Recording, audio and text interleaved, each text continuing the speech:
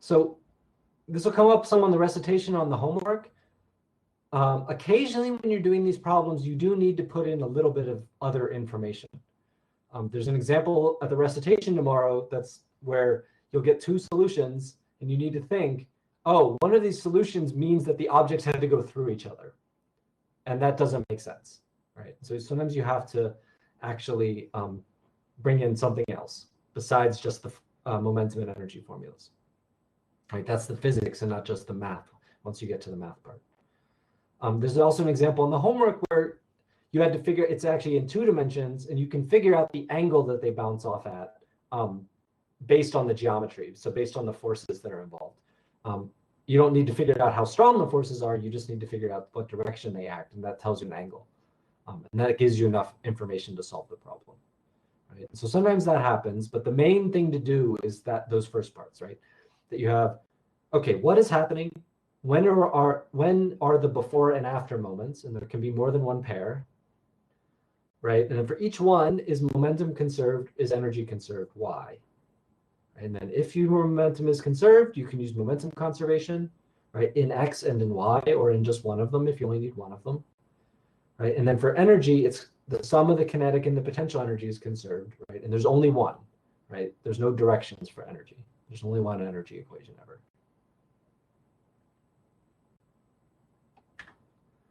Okay, so we still have some time, which is good. So why don't we just do some more examples where we will go through and identify the different before and afters and figure out whether momentum or energy is conserved, because that's really the most important part. Okay, so here's our next example. You have a block which is connected to a spring, and the spring's against a wall. It's basically a perfect wall. We're not going to worry about friction, so let's just make the floor be frictionless. And you take a bullet, and the bullet has some mass, and it's flying towards the block. And then it hits the block, and really quickly it gets stuck in there. Right? And then after that happens, so after that collision, the spring then gets compressed and stops the block and the bullet. Okay, so again, this has more than one before and after, right? So there's a starting at the very beginning, the bullet's just flying. Then the bullet gets stuck in the block, but they haven't moved together yet, and the spring hasn't done anything yet, right? And then they move together and they compress the spring, and then they come to a stop, right? So it's 3 parts. So in the first part, while the bullet is getting stuck in the block, but the spring hasn't done anything, what's going to be conserved?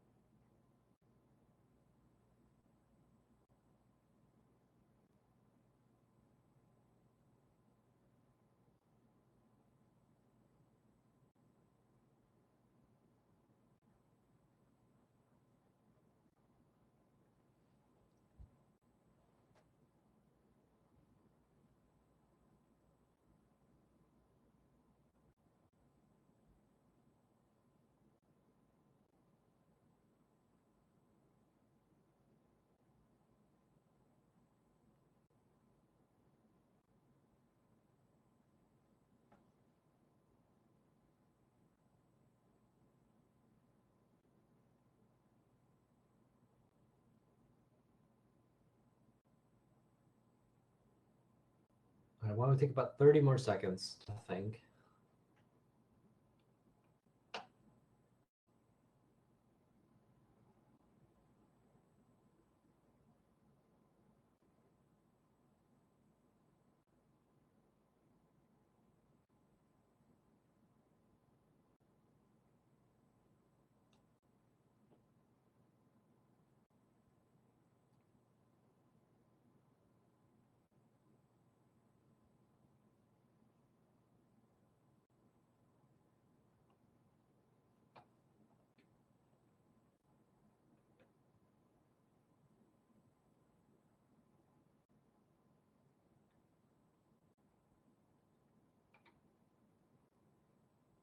let's wrap this up. Okay, so let's do 3, 2, 1. All right, so there's a lot of different responses.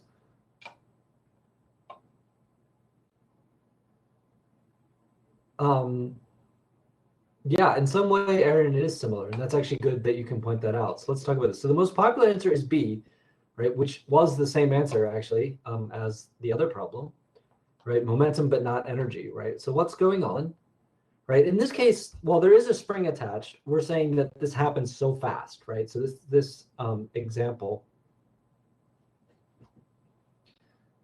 where it happens really fast and the spring doesn't have a chance to do anything, right? And so that it doesn't change the momentum.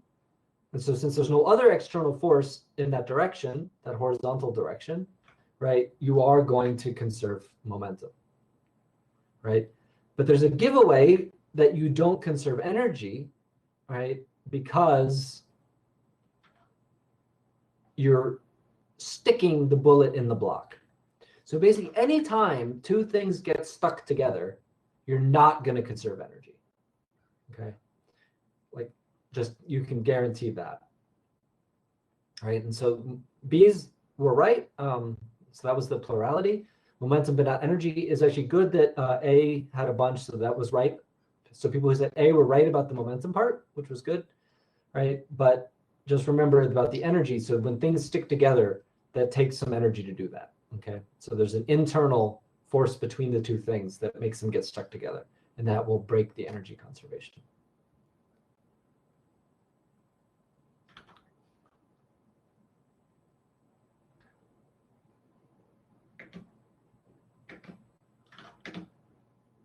All right, so then after they're stuck together, right, they'll start moving together,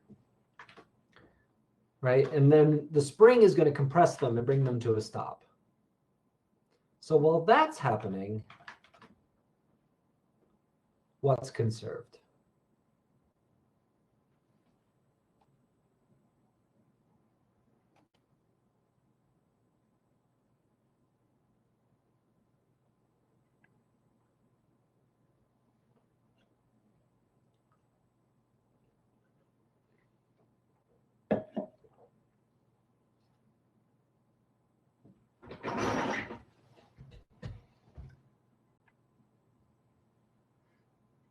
Yeah, so the question is just what's up on the slide right now. So it's just, so the block and bullet are stuck together, and we can imagine we'd use momentum conservation to figure out how fast they're going, right? Like in the last problem. So they're going with some velocity, and then the spring is going to start to compress as they push into the spring, right? And then the spring will eventually stop them.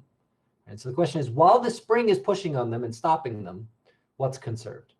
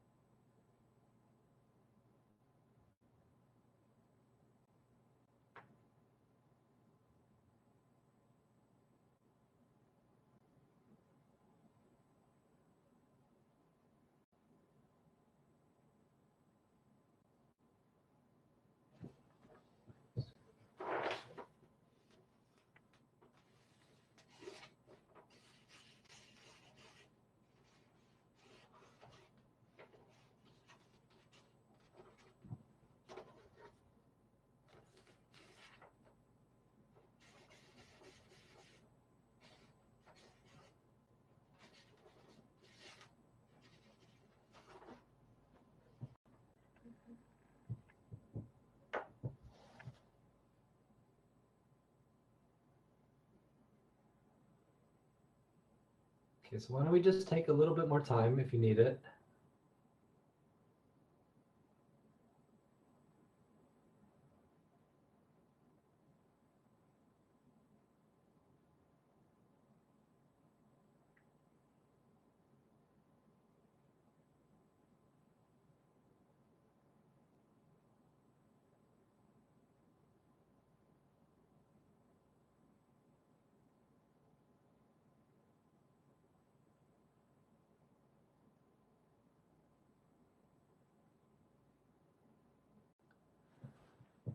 why don't we go stop there? Okay, 3, 2, 1.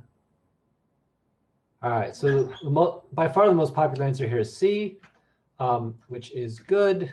That's the right answer. So energy's conserved, but not the momentum, right? So the kinetic energy that it starts with, right, is just getting transferred into spring potential energy, right? But again, it's coming to a stop. It had some momentum, and the spring is going to take away that momentum by applying an external force. Right? So it's a lot like the last problem, except the difference is that you're not going to gravitational potential energy, you're going into spring, right? So the only difference is here that, right, you end up with something like this is 1/2 mass of the bullet plus mass of the block, velocity squared, right, for the initial energy, and the final energy, right, ends up being just 1/2 k x squared, where x is the compression. Right? So you just have to use a different formula for the potential energy, but the concept should still be the same.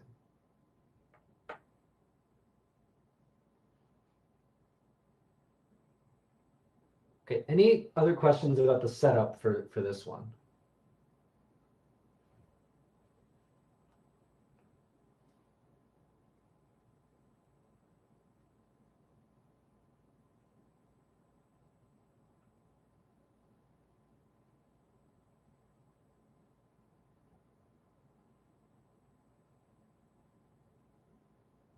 Right, it's C. Yeah, energy and not momentum.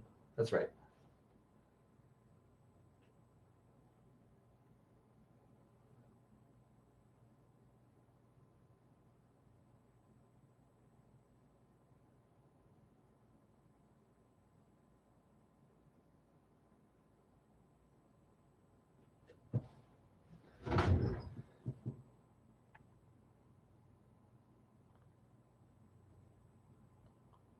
Okay, so